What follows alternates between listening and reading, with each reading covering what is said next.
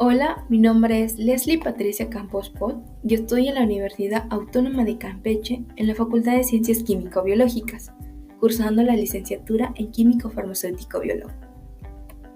En este video les voy a hablar sobre la práctica número 1, llamado Determinación de ácido salicílico en tabletas de aspirina, que se dividió en dos partes. En la parte número 1, como determinación cualitativa de ácido salicílico residual, y en la parte número 2 como determinación cuantitativa de ácido salicílico por espectrofotometría. Primero les voy a hablar sobre la parte cualitativa. Antes que nada, hay que saber que el ácido salicílico desempeña un papel fundamental en la composición de la aspirina, ya que es el componente principal responsable de sus efectos terapéuticos. Químicamente, el ácido salicílico es un ácido carboxílico aromático que contiene un grupo hidroxilo unido a un anillo bencénico, como lo vemos en la imagen de al lado.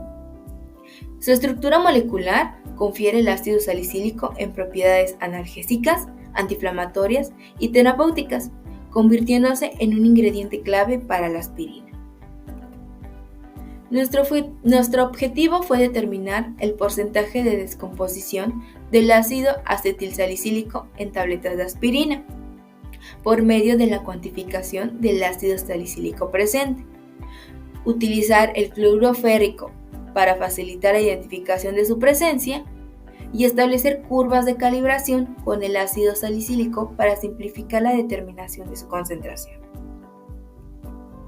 Bien, estos fueron los materiales y los reactivos que utilizamos durante la práctica. Como primer paso, se solicitó los materiales del laboratorio a la química encargada y se procedió a lavarlos con agua y con jabón detergente. Una vez que estuvieran completamente lavados, se pasó por un enjuague de agua destilada para asegurarnos de que estuvieran completamente limpios. Después, se limpió la mesa de trabajo para eliminar cualquier contaminante. Una vez que nuestra área de trabajo estuviera completamente limpio, se etiquetaron las diferentes tabletas de aspirina, desde su lote hasta su caducidad. En un mortero se colocó una tableta de aspirina y con el pistilo se comenzó a triturar hasta que quedara completamente pulverizada. Una vez que la aspirina estuviera pulverizada, se traspasó a un tubo de ensayo y con ayuda de una pipeta se midió 2 mililitros de etanol y se le agregó al tubo. Se mezcla por un momento y con otra pipeta se le adicionó 1 mililitro de cloruro férrico al 5% al tubo ya con la aspirina y el etanol. Se vuelve a mezclar y se interpretan los resultados. Este procedimiento se repitió con las tabletas de aspirina restantes. Y estos fueron los resultados. Nosotros trabajamos con 3 tabletas de aspirina, 2 comprimidos pero con diferente fecha y lote de caducidad y una efervescente. Ahora, ¿qué sucede? Cuando da un resultado positivo, nuestra solución se va a encontrar de una coloración morada, que quiere decir que hay presencia de fenoles o de ácido salicílico libre. Esto sucede mayormente cuando las tabletas de aspirina ya están caducadas o se encuentran en mal estado, húmedos, maltratados, etc. Pero cuando da un resultado negativo es que no hay presencia de ácido salicílico o fenoles. Bien, en la determinación cualitativa que acabo de hablar se realizó en una sola sesión, pero para la número 2, que es la determinación cuantitativa, se realizaron en varias sesiones. Bien, estos son los materiales y los reactivos que se utilizaron en las prácticas de laboratorio. Primero voy a hablar sobre el procedimiento del ácido salicílico y como primer paso se realizaron los cálculos con anterioridad para saber qué cantidad de ácido salicílico se iba a pesar y esto se solucionaba con una simple regla de 3, dando como resultado 0.0069 gramos. Al ir a la balanza analítica, meter el vaso de precipitado de 50 mililitros a la balanza, nos dimos cuenta de que nuestra balanza no estaba en gramos, sino que en miligramos. Por lo tanto, nuestros cálculos los pasamos a miligramos, ahora pesando 6.9 miligramos. Al terminar de pesar, se agregó etanol al vaso de precipitado para diluir el ácido salicílico. Una vez que se diluyó muy bien, se virtió al matrazo aforado de 50 mililitros y comenzamos a aforar, convirtiéndolo como una solución madre. Después se realizó 5 diluciones con la siguiente tabla. En 5 tubos rotulamos desde el 1 al 5. Tubo número 1, tubo número 2, tubo número 3, tubo número 4 y el tubo número 5. Para la solución madre, en el tubo número 1 se agregaron 1 mililitro. En el tubo número 2 se agregaron 2 mililitros y así consecutivamente hasta llegar al tubo número 5 con 5 mililitros de solución madre. Ahora, para el etanol va a ser al revés. En el tubo número 1 se van a agregar 4 mililitros. En el tubo número 2, 3 mililitros y así hasta llegar al tubo número 5, pero a este no se le va a agregar nada de etanol. Al tener ya las diluciones, se le van a añadir a cada tubo 400 microlitros de cloruro férrico al 5%. Se mezclan bien y se llevan al espectrofotómetro UV visible para poder medir las absorbancias. Y estos fueron los resultados. Como había mencionado antes, en esta parte 2, que es la cuantitativa, se realizaron varias sesiones. En la segunda sesión se realizó la primera curva de calibración, en la cual nos dio como absorbancia algunas bien, pero en la concentración número 60 nos dio un resultado muy elevado. Por lo tanto, no se pudo realizar una curva de calibración. Ahora pasamos al procedimiento del colorante. Primero se realizaron los cálculos para saber qué cantidad de colorante se iba a pesar.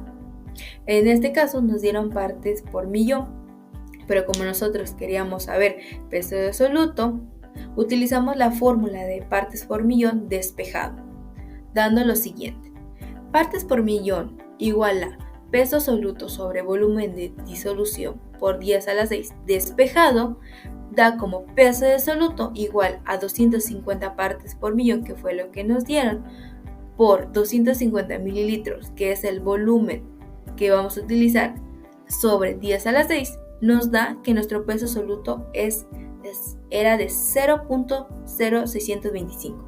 Quiere decir que esa era la cantidad que íbamos a pesar. Al terminar de pesar, se le agregó al vaso de precipitado agua destilada para diluir completamente el colorante. Una vez que se haya diluido completamente, se pasó al matrazo afuera de 50 mililitros y se realizó este paso otra vez para asegurarnos de que no quedara sobrante de colorante en el vaso de precipitado. Una vez teniendo la dilución en el matrazo aforado, se comenzó a aforar con agua destilada. Al tener ya la solución madre, se volvieron a realizar 5 diluciones, apoyándonos otra vez de la tabla, que regresando a unas diapositivas atrás podemos encontrarlo. Pero la diferencia es que en vez de ser solución de ácido salicílico es colorante y en vez de etanol es agua destilada.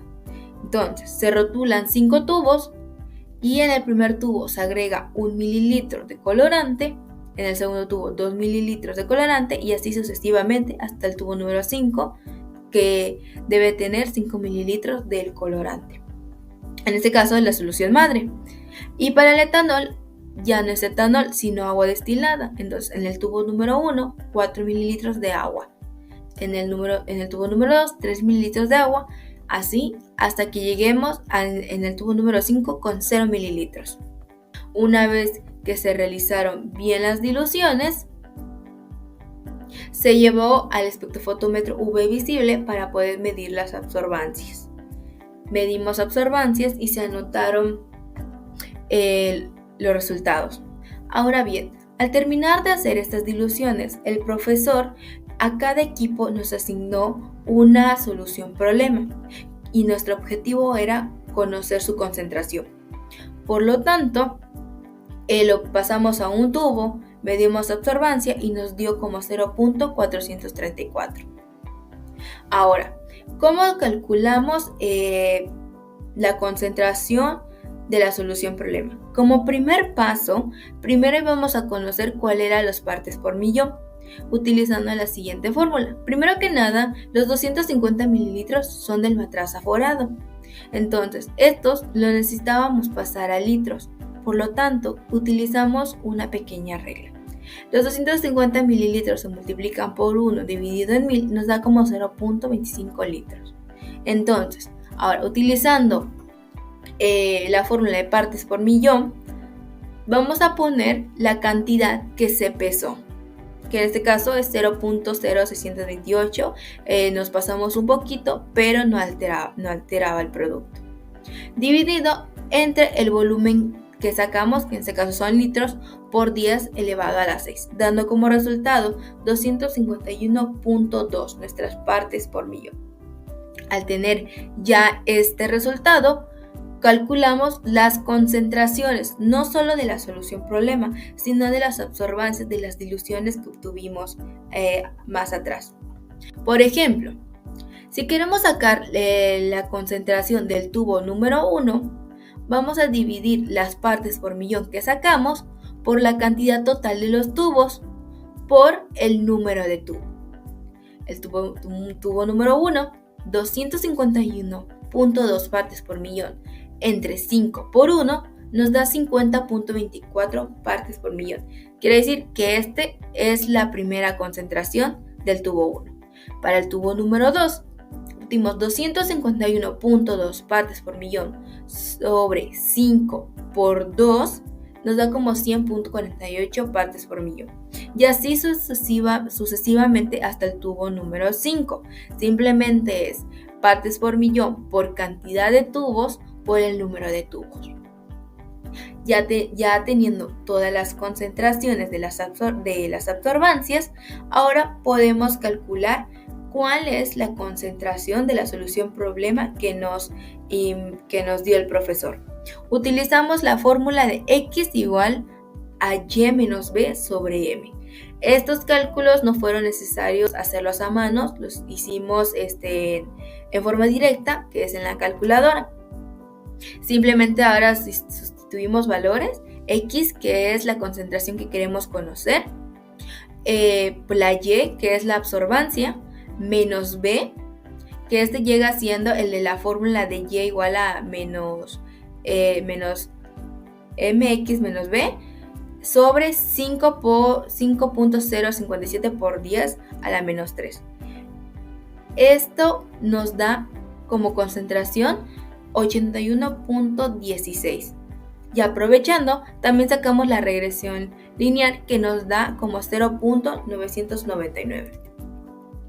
Por lo tanto, ahora aquí obtuvimos los resultados. Hicimos dos curvas de calibración y comparando no obtuvimos resultados muy diferentes. Los dos fueron casi similares, dándonos como éxito unas buenas curvas de calibración. En conclusión, al realizar las diluciones con ácido salicílico no logramos obtener una regresión lineal satisfactoria, ya que las absorbancias no nos permitieron. Pero al trabajar con el colorante logramos obtener exitosamente las concentraciones de las diluciones, así como de la solución problema, permitiéndonos hacer una curva de calibración precisa. También en la parte cualitativa de la presencia de fenoles y ácido salicílico logramos identificar cuándo puede haber o no presencia y del por qué. Por mi parte, esto sería todo. Muchas gracias por su atención.